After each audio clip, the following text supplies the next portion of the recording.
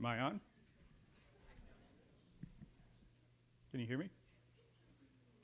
Hey, I like the bet. I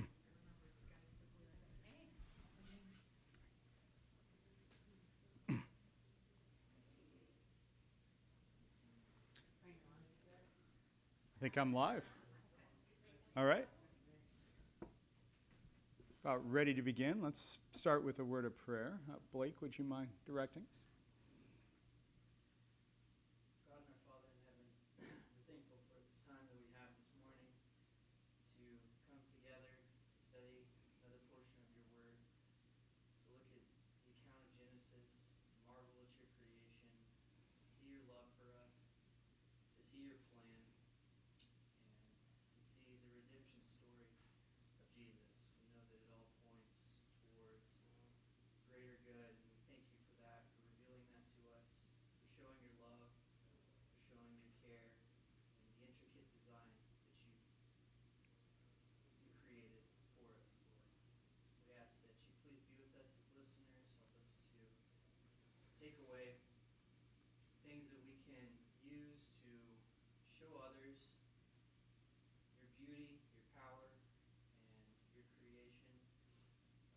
We can present these truths to them so that they may become believers, and help us to also grow our faith, Lord, in you, to see the wonders of your plan. We love you, Lord, and we ask that you always continue to be with us. It's in your Son, Jesus' most holy name that we pray. Amen. Amen. All right. Last week we spent some time talking about the book of Genesis, the creation account. We compared it with some of the other mythological beliefs in the ancient Near East.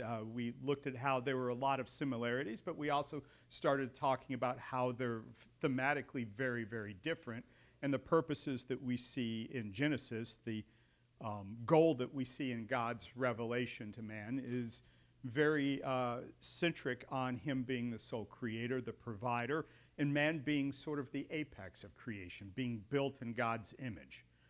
And we took the concept of being built in God's image, and we took it through a journey here through the Bible of some of the different themes or elements of where we see the thread of man being the image bearer of God, taken through the Bible all the way through the New Testament. Today we're going to transition to talk about beyond the book of Genesis. We're going to talk throughout the Old Testament, several areas where we see, there it is, where we see the Canaanites and the Egyptians and their cultures and mythologies overlapping with the Bible and how the Bible uses those for its unique purpose. But before I do, Blake sent me this last night. And I was looking at it last night. It was really good. I guess it doesn't come across as a slide very well, does it? But he basically outlined his mind map. Again, I encourage you guys to take a theme from the book of, from the creation account and see where that thread follows through the entire Bible. I won't put Blake on the spot, but I would be appreciative if maybe next week you could take maybe a minute to walk us through what you'd come across or what you did. I'll put this back in. All right. So this week, let's start with the Egyptians. When you think of ancient Egypt, what comes to mind? Pyramids.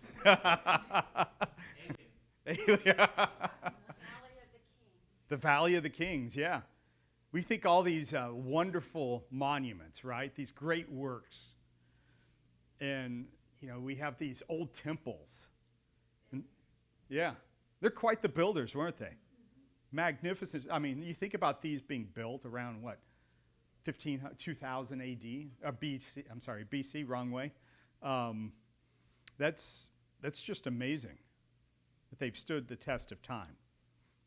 And we even have these sarcophagus with all this wealth, gold and the jewels and everything around the kings preserved so well.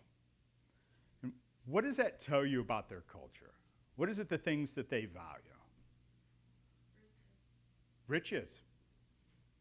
Great works, craftsmanships. And when we... Everything was centered around their religion. It was. And remember, we talked about their creation account and their god Ptah, who was this craftsman. He was this inventor. He was this workman who came up with these great creations, including man being one of the many things that he created. But we see this elevation as a central focus of their culture of creating new things, of inventing new things. And there was also this hierarchical structure of what the gods created as good and less good and so forth, and everybody had their role in society based off of how the gods created them. And chief amongst those were the pharaohs.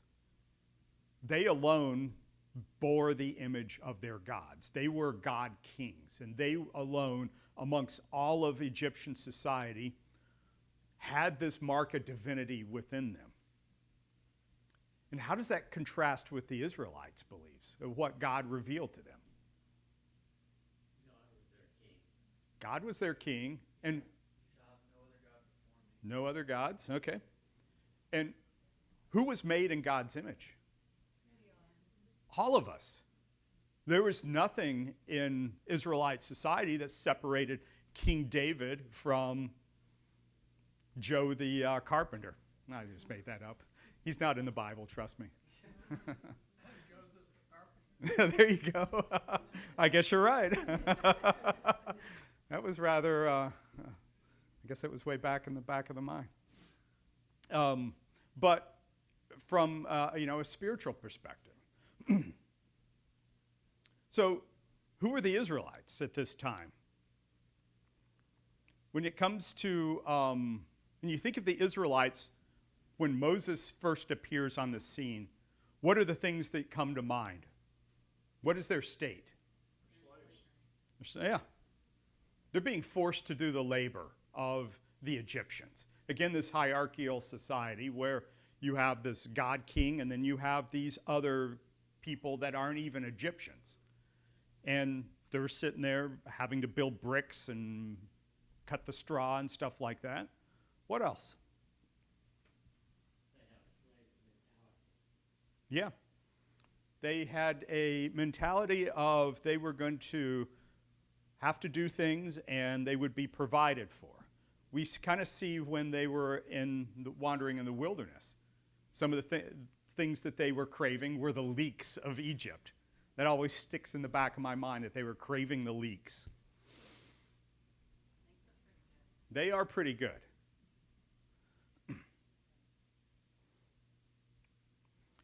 And by this time, they had forgotten a lot of their culture. The days of Joseph and his brothers were long gone. And they didn't know who God was. They didn't have a relationship with God. And so Moses comes, and we see the plagues. What do we know about the plagues? They were attack on each of the gods of Egypt. That's what some people have noticed. Yeah. Yeah.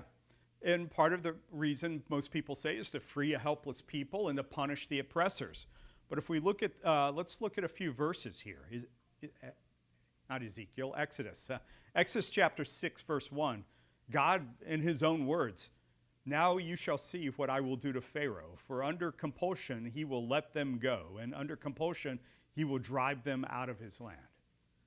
So, to Moses, talking to the people of Israel, God's saying that you're going to see my power. So this is a message, these plagues happen to show the people of Israel God's power.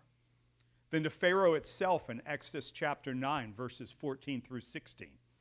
"For this time I'm going to send all my plagues on you and your servants and your people, so that you may know that there is no one like me in all the earth. For now I have put my hand on you and struck you and your people with plague. You would then have been eliminated from the earth. But indeed, for this reason, I've allowed you to remain in order to show you my power and in order to proclaim my name throughout the earth." So to this God king, Moses is making this statement that God is going to show you his power. And then Joshua, when Joshua's talking and recounting, this is the Rahab. This is this scene with Rahab when they first come in contact with the Canaanites. And Rahab says, I know that the Lord has given you the land, and that the terror of you has fallen on us, and that all the inhabitants of the land have despaired because of you. For we have heard how the Lord dried up the waters of the Red Sea before you when you came up out of Egypt. The news of what God had done in Egypt wasn't just for God's people. It wasn't just for the Israelites. This had spread through the land of Canaan. And we see later in Joshua, when Joshua's tricked into giving peace with one of the neighbors, because they put on the old clothes, make it look like they're far away. One of the reasons they say this is, again, because of the plagues. They heard about these things happening, and they were scared. How better could you show the world that he had power over creation? Yeah. Creation's a time in the past, Mm-hmm. but the plagues came and showed how that God could control creation, to protect his people. Absolutely. And it's we talked about the overlap between the mythologies and the creation account, but this is just reasserting that all these things that people were worshiping as deities are, in fact, just elements of God's domain. Yeah. This would be just, Egypt was the world power at the time. Yeah. I don't even know if there were any other powers in the world at the time that even compared, so it'd be just like that happening to the United States. Sure. Now, except there wasn't any even China or Russia or anybody else to compare. Yeah, that's very true. We're talking about the Israelites having absolutely no capability of defending themselves.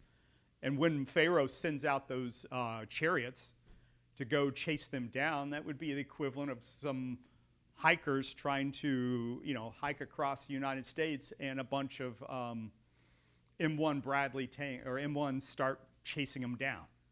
Is there any hope for these people? No.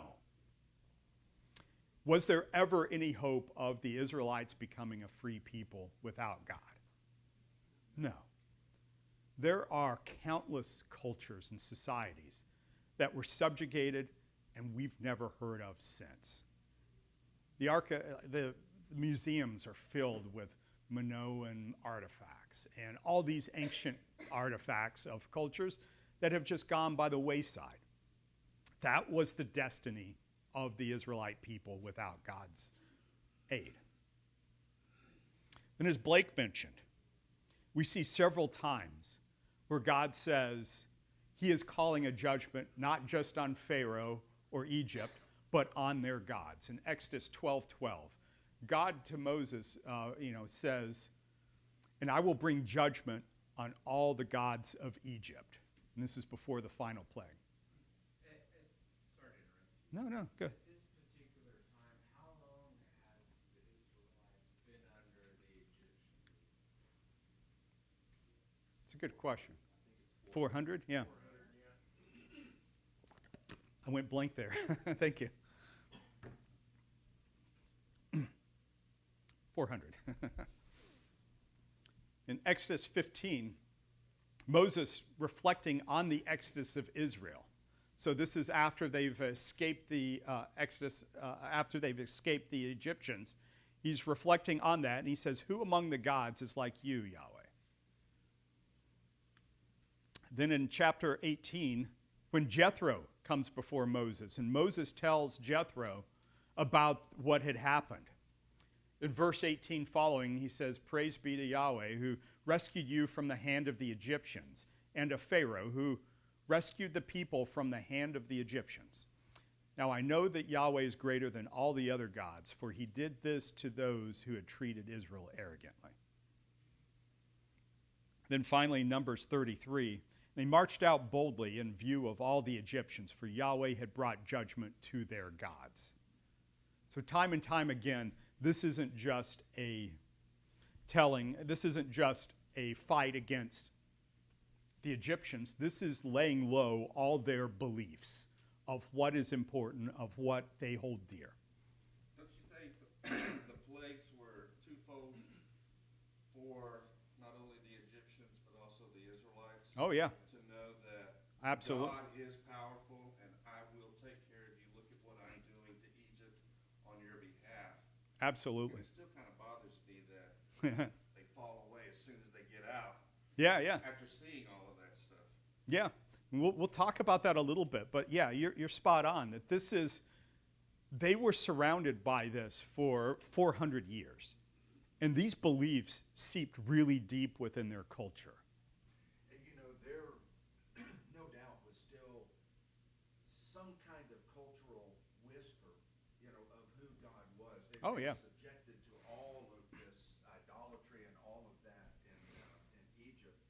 So much so that back in chapter 5, Moses, as he was turning to the Lord and said, Lord, why have you brought this trouble on the people? Mm-hmm. And even Moses, of course, he grew up in that, multi-deity kind of culture.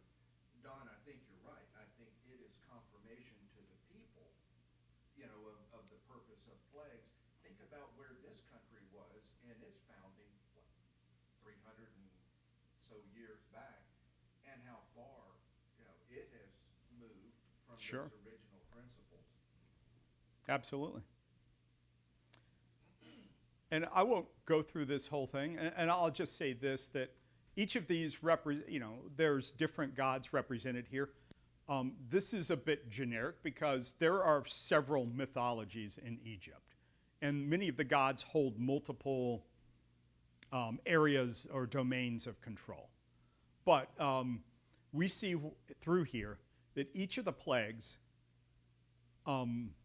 affect an area of control that's under the guardianship of one of their gods.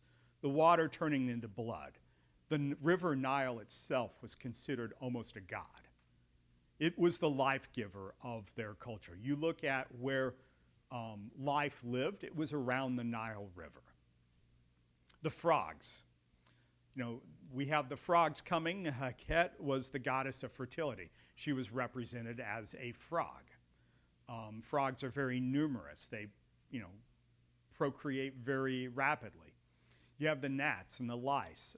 They came up from the dust or the earth. And we have Geb, who is the god of the earth. And so forth. We have pestilence and livestock. We'll talk about Hathor a little bit more, but he's a bull.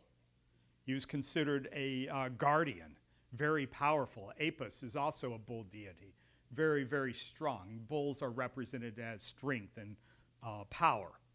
And what does God do in the fifth one? Brings pestilence to the livestock.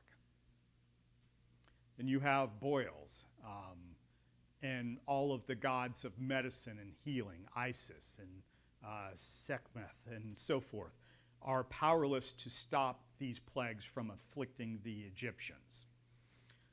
All the gods of the sky and the storms are unable to stop the thunder and the hail and the fire.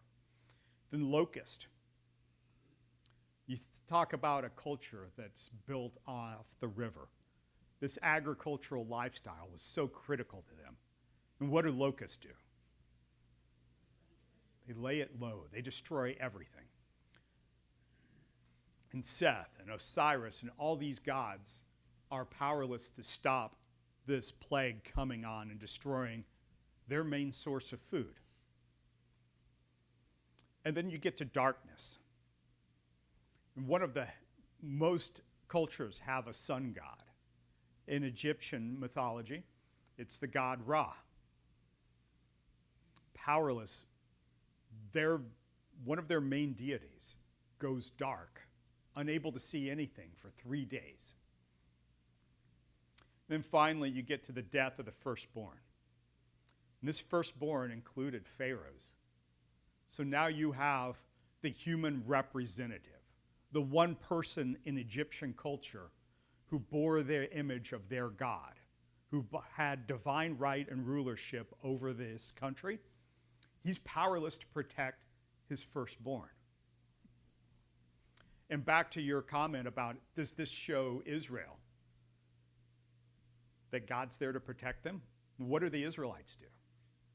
They're warned. They put the blood on the post.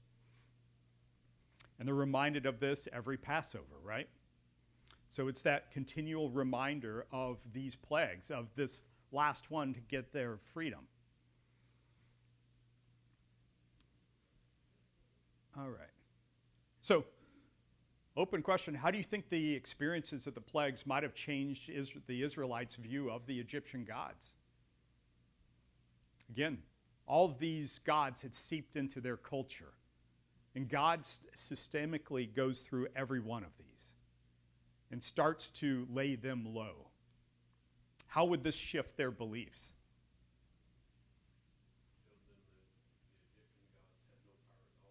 Had no power at all. Yeah. Our son and I would lose any belief in the Egyptian gods. Yeah. Most of them would lose belief in these. I'm sure the Egyptians lost quite a bit of belief in them. Possibly, even though this comes a little bit later, but perhaps there's now remembrance of, oh yeah, there was a promise Mm-hmm. of something better than Yeah. this. And we may be about to experience, the fulfillment of that promise. Yeah, absolutely. And so here they have this promise of something better, and they start their journey. They cross the Red Sea. Moses goes up onto the mountain to talk to God. And what happens down at the base of the mountain?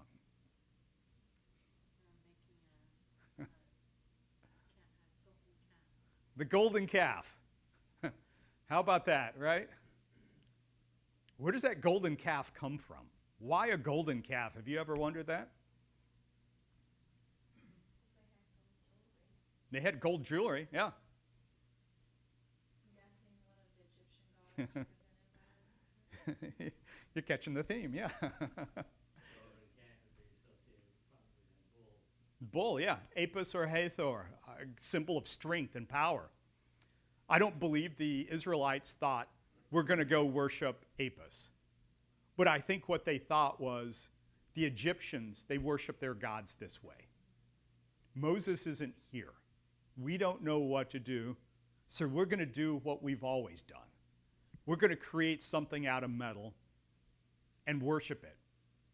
In many ways, this was a replacement for Moses while he was gone. They were like, where's Moses? He isn't here.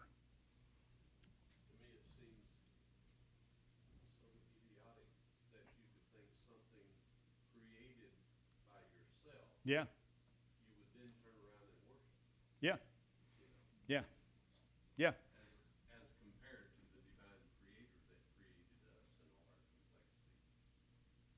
our complexity.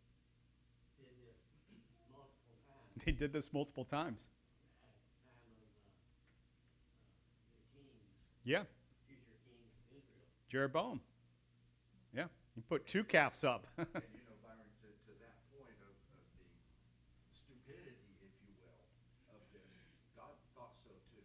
Mhm. Because he was set He was going to destroy the to people. destroy the whole lot of He told Moses, stay on the mountain, you stay here. I'm going to go and take care of these people. I'm going to wipe them out and start over with you.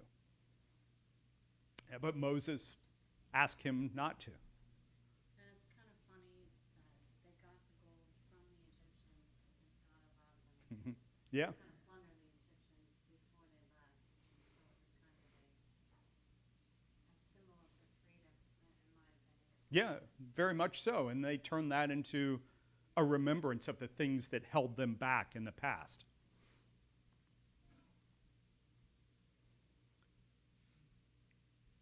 Yep.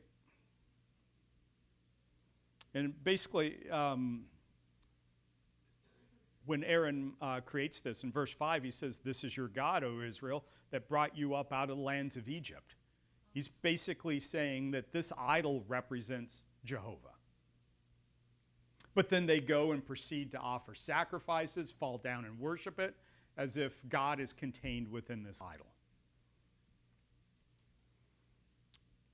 And we've actually hit this, but what might this reveal about their understanding of God at this time?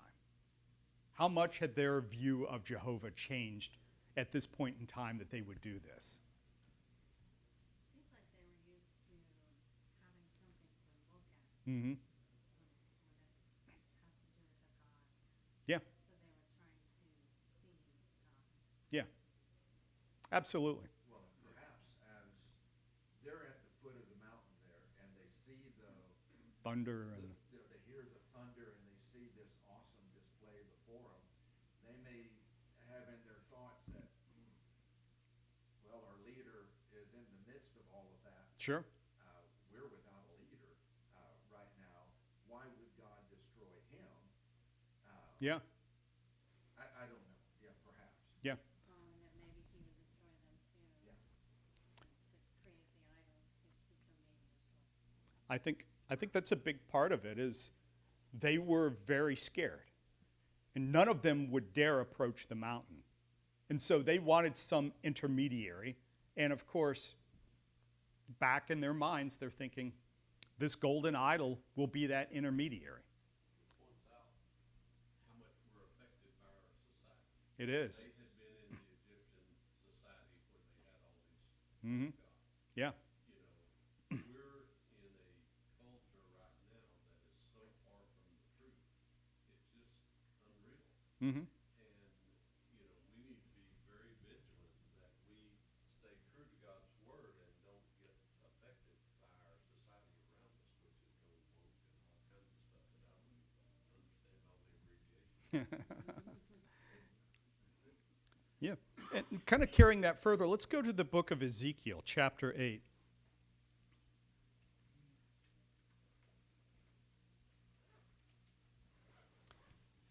And let's go through verses 5 through 18. Oops.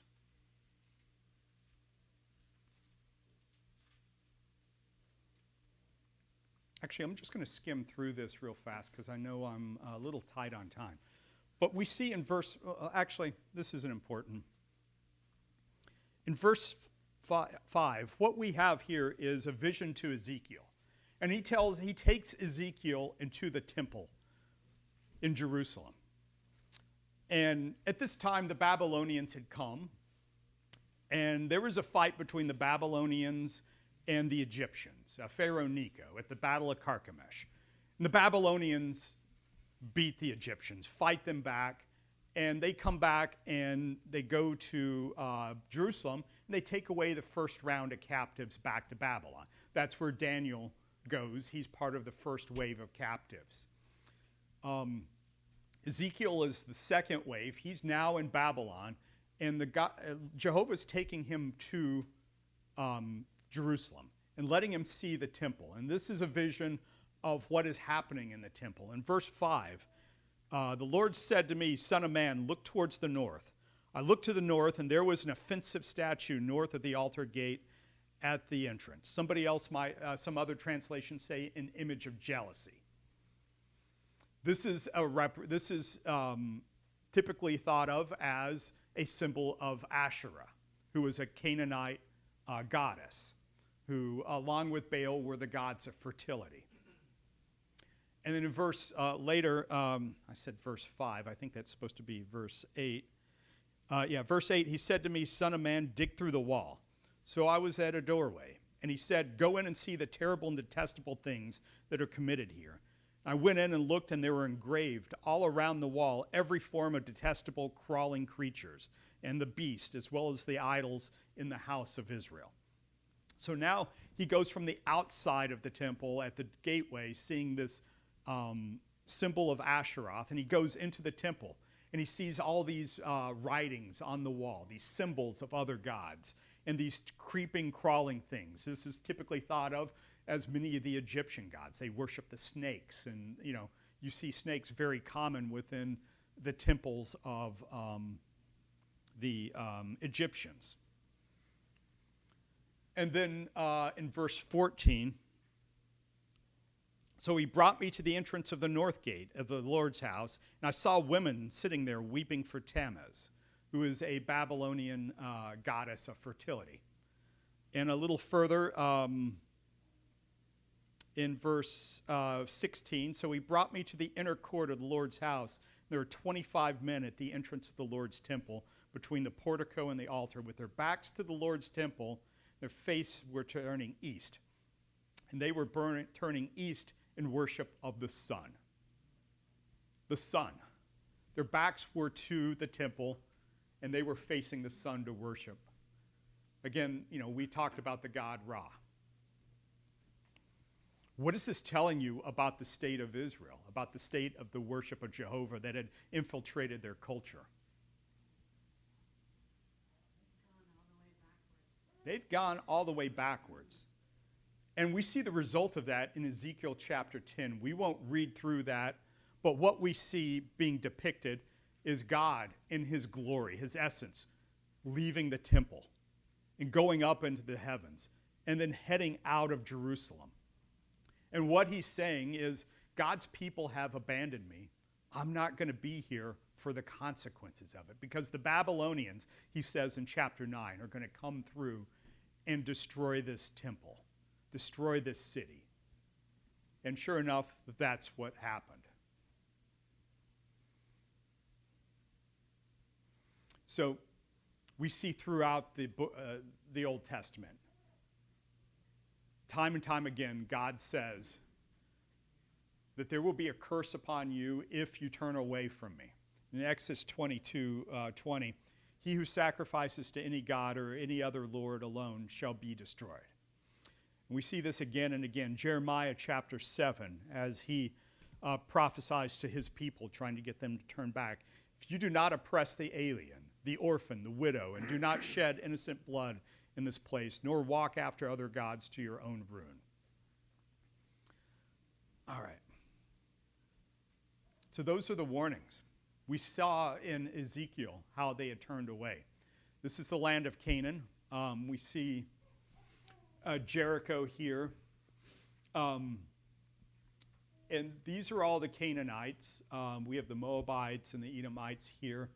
The Philistines, and then up to the north are the Phoenicians. And this is their god, Baal, or one of their main gods, Baal. And he was the chief god over the Canaanites, and he ruled over an assembly of all the gods. And he was a storm god, and he had the power over rain and fertility and prosperity, as well as the power of thunder and lightning. And I know you can't read this, so I'll summarize this over the next couple slides. There's a story called the Baal cycle, and it's representative of the changing of the seasons. And the story goes like this, that there is this creator god, El, who wanted to retire. He had been God long enough, so he says to his son, Baal, guess what? You're in charge now. I'm putting you in charge. Baal's two brothers, Yam and Mot. Yam was the god of chaos, of the seas. Mot was the god of death. They don't like the fact that his brother got put in charge. So, as brothers do, they go to kill each other. Yam decides to go and challenge Baal. Baal has this magical club with two heads on it that he goes and defeats Yam. And he beats back this chaos, but he spares him. And he throws this big party. All the other gods come except for his other brother, Mot, the god of death. And he's just so angry, he's not going to let this slide. So he says to Baal, all right, you need to surrender all this. You can't stop me. I'm death. So Baal's like, he's right. I can't stop him. So what do? He goes to trick him. First, he tries to satisfy him by giving him grains and drink and things like that. And he's like, I'm the god of death. I eat human flesh. I'm not going to take your offering. So he goes to trick him. And he dresses up a heifer, a bull, to look like him. Because, that's very obvious, right? But as you can imagine, it didn't work. And Mot's like, all right, I know that's not you, Baal. I'm going to come after you. And Mot kills Baal or cast him into the abyss, or something along those lines. He goes into the death realm. And so Baal's sister, Anut, goes and she's in distress. And what does she do? She's crying out for him to wake up, to come back from death. And she starts cutting herself with rocks and knives and things like that to try to wake him from this death realm. And finally, that's not working, so she goes and fights Mot, and she kills Mot. And then Baal is brought back from the realm of the dead. He comes back to life. Eventually, Mot comes back to life, and the cycle starts again. Again, you can kind of see how the seasons kind of reflect in this. You have the struggle of life and death, and then rebirth and life again. So what themes do you see from their culture? What is the things that this kind of tells you that they hold value in their culture? It reminds me of the contest in Mount Carmel when they were cutting themselves trying to get the God's attention. Yeah. We're actually going to talk about that in a minute. Yeah, it's a good catch. Attention, they could have seen that doesn't work. I know. I was kind of thinking the same. They worship nature and they try to attribute gods like most Yeah. religions do, gods to seasons and Mm-hmm. of course that's where your food comes from and Yeah. fertility. Those are things are going to help go right for you. Yeah, exactly. Yeah. Gods act like men. Gods act like men. That's very important. And the elements of these gods that they find most valuable are the ones that become the chief gods in their pantheons. But we see Baal, his power is what makes him the chief god, his strength. And his power over the others is what gives him the right to rule. So we see it the first and foremost, the strongest are the leaders. The most powerful, the most cunning are the ones that are in control.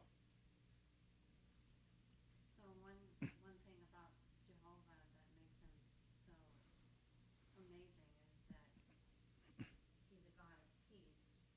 He wouldn't try to fight, And he wouldn't, well, first of all, he wouldn't say, well, I'm tired, so I'm give it to somebody Yeah. else. But you also, you can't kill God. Yeah, that's true. Yeah, He's eternal. yeah, absolutely. And one of the things Anna said was fertility. This idea of productivity. What the worship is we're going to pray to this God because he's going to bless my crops. He's going to bless my cattle to be more productive. That's what they want out of this relationship. Then we have this cycle of life and death and rebirth. It seems like our work we do today is still rule by the same rules that they had. Mhm. Like make right. Yeah. And I want to get to that in just a minute here. But why would this be appealing to the Israelites? I mean, the story seems kind of ridiculous, doesn't it? Why would the Israelites find this appealing? Well, there doesn't seem to be any, requirement to be a good person to be Yeah. moral or really follow any rules. Yeah, absolutely. And we see during the time of Elijah that there was a real struggle for the hearts of Israel. And very similar to the golden calf.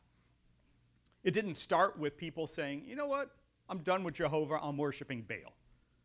What happened was this mix where they would worship Jehovah Baal.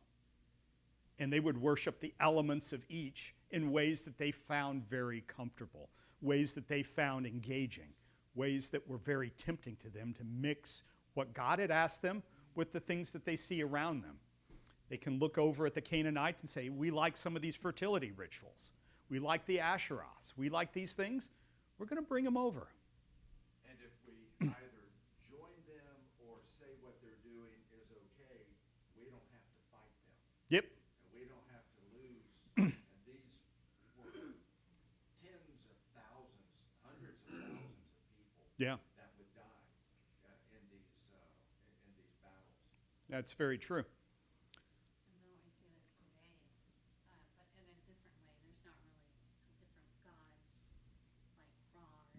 Yeah. people are worshiping, but they like to take their worship and make it how they want to do it, how they are comfortable with.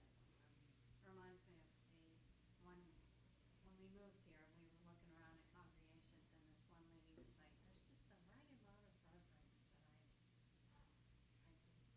that I should give God all the reverence."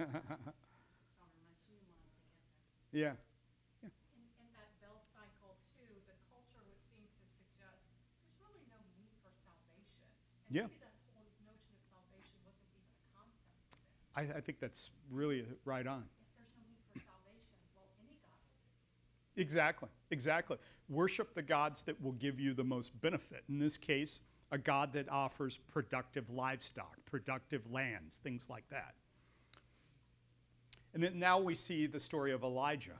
Now, with that knowledge of Baal, when Elijah shuts the clouds, stops it from raining, what does that say about Baal?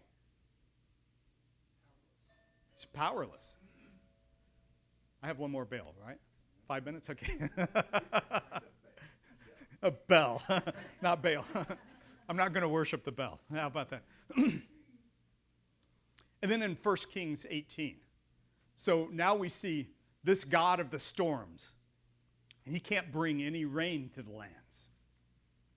And now we see this contest. And what do you remember about the contest in Mount Carmel? First, it's on a mountain. It's in a high place, a place where he was supposed to be very powerful. And what is being offered? A bull, like he tried to trick the other gods with. And he's called to bring fire from the sky, lightning. What was his weapon? It was lightning. He was the god of storms and lightning. And remember how he mocks? Is your God asleep? Again, that was part of the Baal cycle. Is he asleep? Is he dead? And what do? And Holly, I think, called this out really. They cut themselves. And we see even in Zechariah chapter 13, reference to if a prophet has cuts on their arms, they're considered a false prophet. That's because of this ritual in which they would cut themselves to try to wake up their God. And it finally ends with Jehovah doing all the things that Baal was powerless to do. He calls the lightning down. He burns up the sacrifice and the altar and the water. And then he brings the rain to come into this land. And he has them like drenched Yeah. with water. Yeah. So I'm going to skip ahead here. And because I think a lot of you have brought this up is, how does this help us today to know all this stuff? Well, what is idolatry? When I grew up and I heard these stories, I thought, how stupid are the Israelites to look at a rock and start praying to it? But that's not what's happening.